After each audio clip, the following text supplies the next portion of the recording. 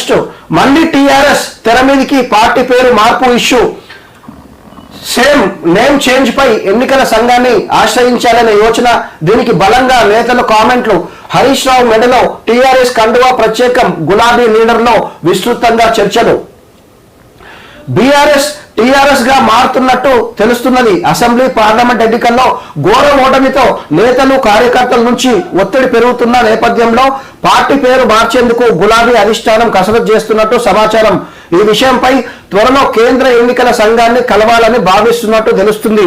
పేరు మార్పునకు ఎలక్షన్ కమిషన్లు వివరణలు కోరే అవకాశం ఉందని, అందుకే అవసరమైన సమాచారాన్ని సైతం సిద్ధం చేస్తున్నట్టు విశ్వసనీయ సమాచారం. ఇన్ని రోజులు పేరు మార్పు ఇష్యూ తెరమీదికి వస్తున్న నేపథ్యంలో ఇటీవలే లీడర్లు చేసిన కామెంట్లు. బుధవారం పటన్ చెరువులో జరిగిన కార్యకర్తల సమావేశంలో మాజీ మంత్రి హరీష్ రావు మెడలో టీఆర్ఎస్ కండువా కనిపించడం ఈ అంశాన్ని బలం చేకూరుస్తుందనే చర్చ అందరిలోనూ జరుగుతున్నది.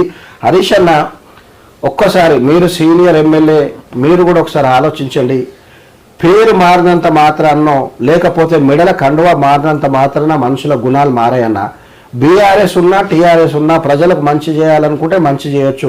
కాంగ్రెస్ కండువా మెడలున్నా, బీజేపీ కండువా మెడలున్నా, టీఆర్ఎస్ పార్టీ కండువా మెడల ఉన్నా ఆ నాయకుడు గుణం మంచిగా ఉంటే ప్రజలకు మంచి జరుగుతుంది, చెడు ఉంటే చెడు జరుగుతుంది.